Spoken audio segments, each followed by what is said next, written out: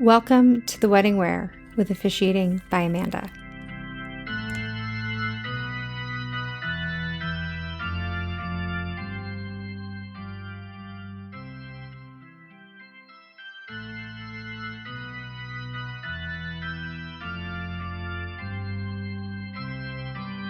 So today on The Wedding Wear, we have an extra special bridal interview with one of my, I don't want to say former, I don't want to say past, but one of my brides. Yeah. So we're going to kick it on in. We are doing a disclaimer on this.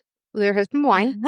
And I don't mind making an explicit warning content label for this. So Absolutely. let your life go. So Absolutely. thank you so much for joining. Why don't you start off with Thank you for having me. how you're feeling and who you are? Yes. So my name is Amanda Vega. I am mom, wife, happily married, right? going on 8 years now. I know. New career. Well, I should not new job. Right. Still nursing. Still and nursing. Okay. Still nursing, but we're doing the pediatric nursing now. Just day to day mom and wife. Yeah, all the things. I love it. Well, we're just going to dive on in here. And Absolutely. I mean, I know the answers to some of these, but obviously others don't. And that's the point of this. Yeah. Like seeing just how others take it or leave it information. And maybe there's someone else like who you were 8 years ago. Yes. So tell me a little bit about your spouse. How'd you guys meet and anything little meet cute in the engagement? So it's nothing too extraordinary, but we did meet online. I was, months deep into nursing school, and I was with a friend of mine in Rehoboth Beach, and she was on Tinder scrolling left and right, and I thought it looked fun, and she convinced me a couple drinks in, and I swiped right, and he must have swiped right as well. And couldn't really get a really good feel for him over text. And so we decided to meet in person, and it was, the rest was history. I knew right away. He's a reserved man. Yes, he is. And again, we'll probably throughout the show call him Tito. Yes, So yay. Tito. Yay, Yep. Tito. Yes. I remember in the script having to I was so new at it, I put Tito in parentheses because it's more of a nickname. And I'm like, I don't do that now. If you're Andrew and you want to be Andy, I'm not writing Andrew anywhere in the script. No. Your wedding, everything is Roberto Tito. Roberto Tito. Yes. So from meeting online, you finally met him in real actual life. Yes. And I knew right away. Might have freaked him out a little bit that first night because I remember turning to my sister and saying, I'm going to marry him. I feel like this might be the theme, but I was a couple drinks in. And maybe that's what we call this episode. The episode where I was a couple drinks in. A couple drinks in. And I may or may not have freaked him out a little bit, but obviously not enough for him to run the other way. And the rest was history. Honestly, we went, we started off really quick. We went full speed ahead, and we were a couple months pregnant when he proposed to me. Was that, I think it was, if I'm remembering my correct story, you were at a hotel room and little couples retreat. And he got down on one knee and he waited. For you to come out of the bathroom because you've been sick. Well, I I think I was sick, and then I was trying to fix up my hair. We had dinner that night, and so he just waited on that and he was just waiting, and I turned the corner and I saw him on one knee and I screamed. And it was like I was expecting it, but I wasn't. I knew it was coming because that was sort of the next step. But I was not expecting it at that very moment. And so I screamed, and then I ran back into the bathroom and came back out. And it all just went from there, Yeah. And I love that you guys got married after your daughter was born versus trying to kind of do the rushed shotgun kind of thing. Because then there's also that level of okay, we're getting married because we love each other. Yes. Not just because. Baby, extra special bonus. Absolutely. But cutest flower girl. Oh my gosh.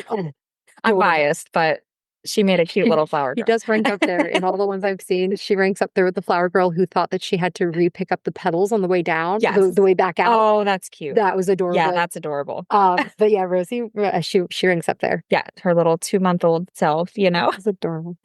Thank you. So you got engaged. Yep. Balancing everything you had going on with, nursing school, this new man in your life. You've got your own family going. You're growing a family. Yep. And your wedding plan. Yes. So starting off, what advice would you give for any brides on their wedding planning process? Number one, maybe don't try to plan a wedding on top of but I mean, if you have those options, you have the option, and you realize you're not in nursing school, you're not currently pregnant, you're not living with in-laws to be, maybe just take one bit at a time. Right. But it was sort of like at that point, we were all in. And it was like, why not add something? I mean, I didn't account for the hormones that would have been, you know what I mean? But honestly, I think the number one piece of advice that I would give for someone planning a wedding would be, and maybe this is just sort of the crafty girl in me, but don't be afraid to DIY as much as you can. I remember like setting up little like dinners with my family, and we would make little samples, just try to like cut corners where we can, but also just have fun with it, get creative, we would make a sample of one thing and then we would sort of play around with it and just sort of no pressure, just have fun with it. Just have fun as much as you can. It's stressful, but it was fun. We sort of just made little gatherings out of it and played around and just we just had fun with it and also saved money. I mean, because that was top priority. And you definitely have a very like wonderfully involved family. Like I have, your sisters and your mom. Yes. And one of the best pieces of advice I was given before my wedding, because I can be very much a DIYer, was like, you have to set like a hard date of, hey, if it's not DIY'd by this date, here's where you actually have to make the go, no go decision. Like, are we doing this or are we just buying it or are we not? Yeah. One of those three options. Yeah. And the other advice I was given was like DIYing is good when it's something already in your wheelhouse, but don't pick up a new craft for this specific. Yep. Yes. I was very much like, oh, I could put wax seals on the envelopes. Right. And my fiance, now husband, was like, so you already have the wax? This? Right. I'm like, no, I'd have to buy the wax. Right. He goes, and you already have the stamper. I go, no, I'd have to buy it. Right. We are not investing in new craft just for the purpose of DIY because you'll be spending far more to get that up and running. That is so true. Than you will to. Yes. So yeah. That makes total sense. And I will say like the biggest, I think, project that we did for our wedding was like the centerpieces and the table scapes. And I will say like it's really fun going to people's houses in our family because they still have our little bouquets, our little centerpieces set up around their house, and so that's fun and it's personal, it's like we did that, you know what I mean? And so seeing that, and it makes you smile after all these years. We did a plinko at the reception, just an activity going on. And in our family, there's a forever running gag about hedgehogs. So like hedgehogs are very symbolic for my dad. Like anything hedgehog I can find him, he gets for Christmas. So I found these little plush hedgehogs and they were one of the prizes at the Plinko. Oh, I love that. When we go to people's houses now, like I see the stuffed hedgehog like a fun little, Easter egg and I just laugh and I go, oh, the hedgehog's here. Yes. The hedgehog made it all the way from the wedding to here. Yep. I know. It's so fun. So I think you had a little bit on some of the stress in planning that you had quite a bit, but how did you handle it, if there was any? Right. No, not well with a 2 to 3 month old, But I think honestly, just asking for help, just knowing that the resources are there. Sometimes you have to just ask for it and be clear on, what you're looking for. And people are willing to do it. Sometimes you just need to ask and that's okay. I've that's something that I've sort of had to develop over time. But yeah, just ask for help. And there's a difference between like the open-ended advice. Yes. Or being specific, like, hey, Yeah. I want your input on this. I need help with this exact item. Right. And then hoping that they stay within the parameters. Right. It's the door you open when you ask for help. Yes, that is true. Yeah. I remember feeling so overwhelmed at one point, and I had a little infant, crying in my arms, and I get a text from my grandma, would I rather have the napkins folded or, you know, or laid out, you know what I mean? And it was just like You're like draped. Yeah. right, exactly. And I was just like, I don't care. You know what I mean? At that point, it was just like, whatever you feel, you know what I mean? So it was, yeah, you're right. Like once Are you there shared it, napkins? Check. right. Will people use them? Check. Yes. Done and done. Whatever you think, Grandma. Exactly. Exactly. But yes, asking for help was sort of the number one, I think, thing that got me through. The stress. Yes. Yep. What was your process for deciding on like a specific theme or like the vibe for your wedding? Like, did you have a vision in mind of this is what we kind of wanted? And then Yeah. how did you and Tito kind of Yeah. blend desires? Well, I mean, Tito is sort of he's very low key. He's whatever you want, you know what I mean? So I didn't think I was gonna get much pushback from him. He's sure, honey. Not yes, Yeah. yes, ma'am. Sure, honey. Exactly, exactly. And so I kind of I knew I always wanted sort of like that elegant vibe, nothing too uptight or anything like that, but something elegant, sort of deep and moody and And your dark blues. my dark blues. Yeah, I love that. And I love gold. I'm a gold girly. And so Now, was it regular gold or rose gold? it was regular gold. Okay. Yep, gold and navy. And I just sort of once it was up in my head, I just sort of went with it and it just kind of snowballed from there. But I mean, he was on board. I think I could have thrown out any theme and he would have gone with it. But it's sort of I thought it was like a nice sort of combination between like the masculine and the feminine. It was a little bit of both. And so I don't know, I just thought it like sort of represented us, and our personalities. Yeah. And definitely, you know, twists within it because you could see like navy being very Yes. masculine, but Yes. also the richness of the gold that Yes. you had Yes. also played very strong. And so I think so too. knowing that, both of you guys, even though he's very much like a sure honey, Yes. he's a strong man. Yes, he is. So being able to walk into that Yep. space with you being a very driving force and Right. him being a strong man, Yes. you got that. Yes. Without either having to fight with one another, just from your coloring. Right. Right. No, that's so that's so true. It's now, when you put it like that, it kind of all makes sense now. But yeah, I think it did come together pretty well. Did you have any like absolute must-haves on your list? And then when you finally brought them together, Right. was it worth it that you had to have it? Absolutely. The biggest thing was combining our families and their cultures. We come from two different backgrounds. Making our wedding a safe place for everybody, just because we do come from different backgrounds and we have people of all walks of life, you know what I mean? And so just like making that safe place, combining our families together, it's not a hard thing to do because our families have come together so well from the get-go. But just like representing each other's families, a big thing was including the ones that our loved ones that have passed on. That was huge for both of us.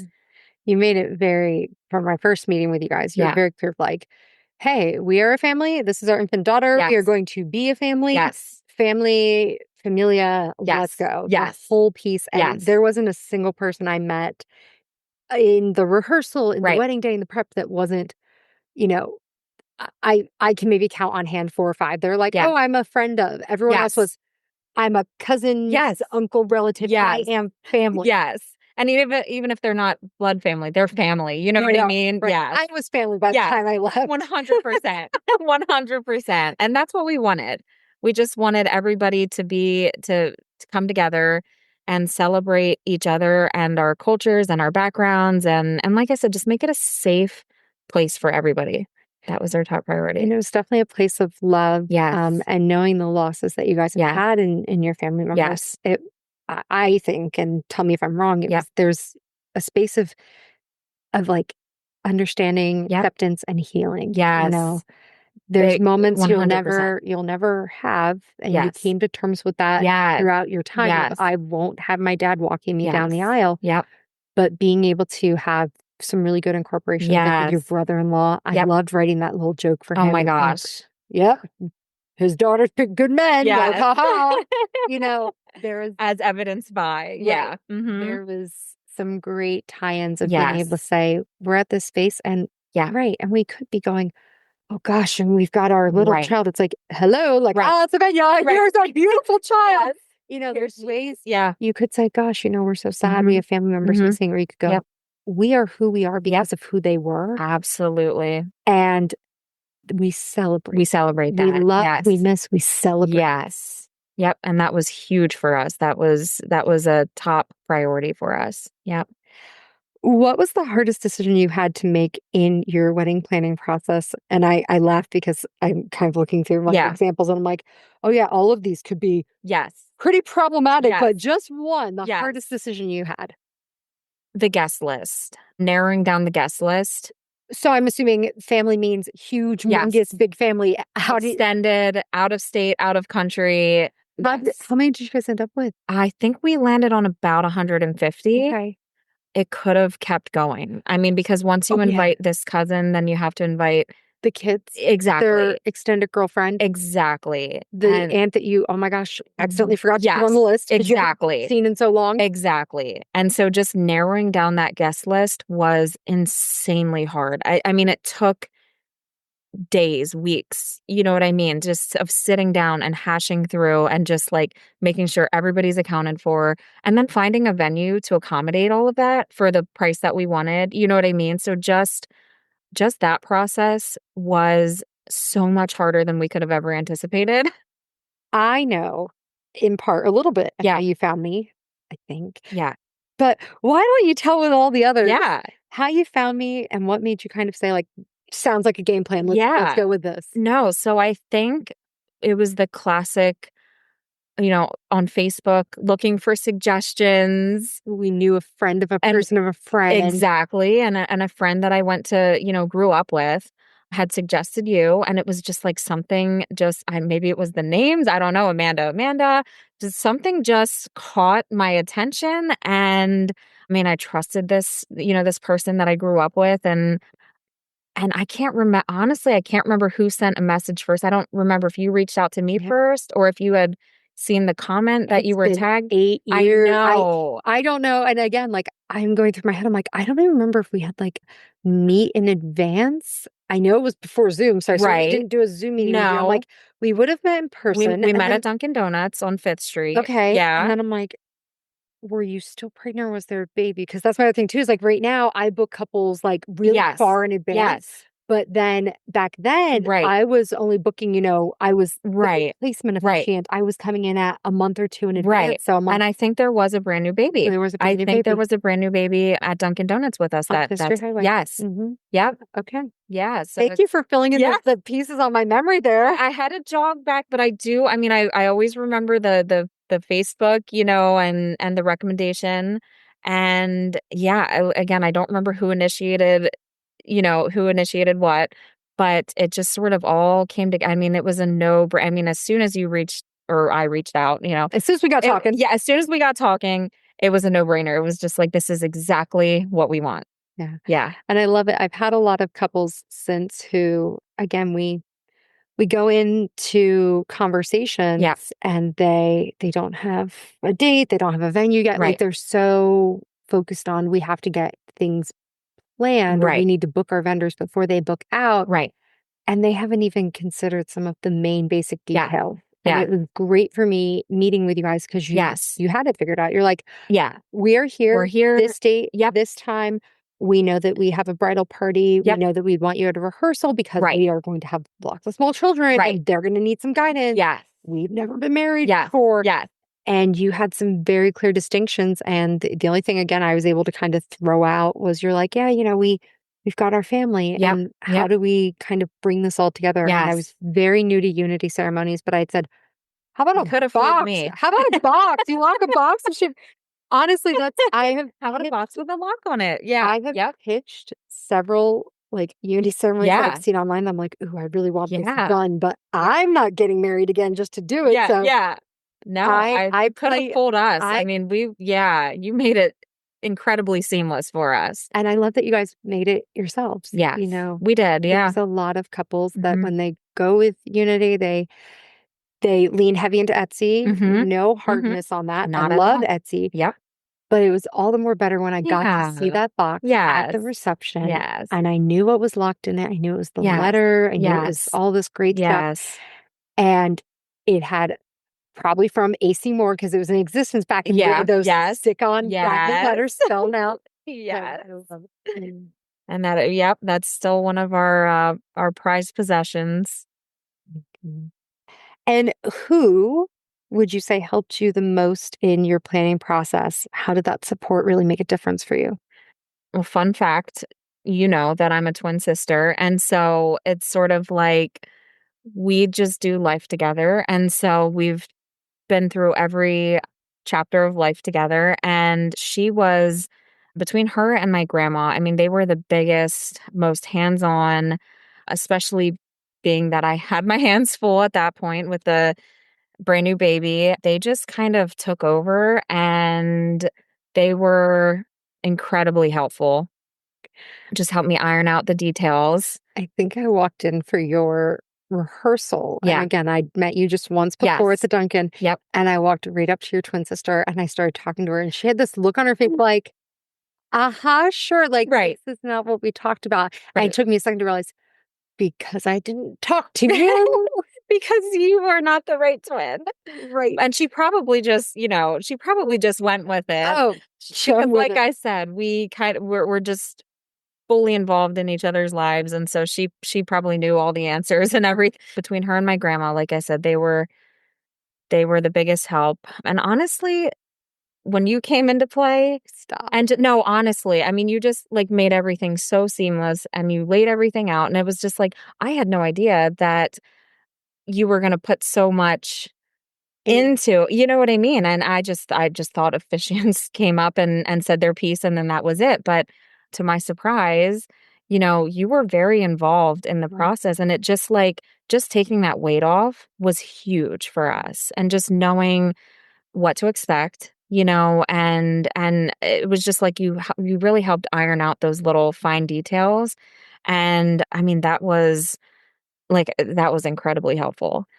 And again, that was early on before I really knew a lot of what I was doing, where now I really do mention to couples like, hey, if you book with me, I'm here to tell you, like, outside of defining who stands in what order and your start time, take the ceremony worry off your plate. I will have the script. I will have a rehearsal game plan figured out.